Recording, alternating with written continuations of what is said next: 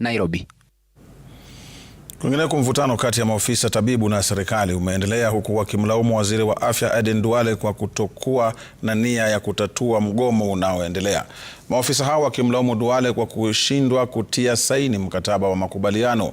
Hata hivyo, Duale amesema katu hatalazimishwa na yeyote, akitaka wahudumu hao kurejea mezani kwa mazungumzo. Siku 16 tangu kuanza kwa mgomo wa kitaifa, maafisa tabibu wanasema mazungumzo na Wizara ya Afya yamegonga mwamba.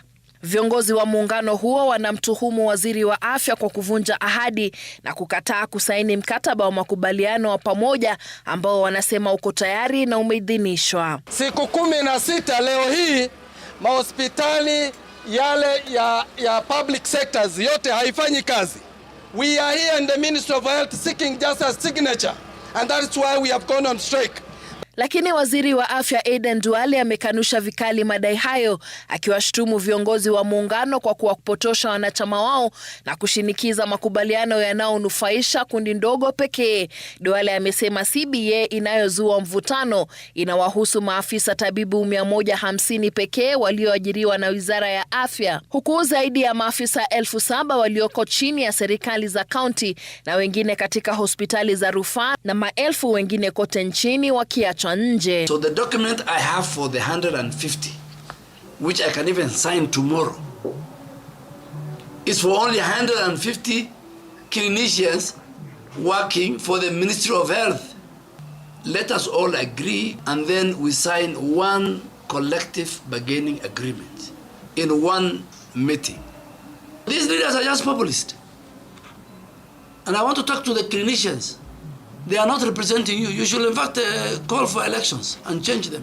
Kwa upande wao, viongozi wa KUKO wanasema hakuna kasoro yoyote kusaini CBA ya maafisa tabibu walio chini ya Wizara ya Afya, wakisema mikataba kama hiyo tayari imesainiwa kwa madaraja mengine ya wahudumu wa afya. He does not do a CBA for any other employer other than the ministry that he leads.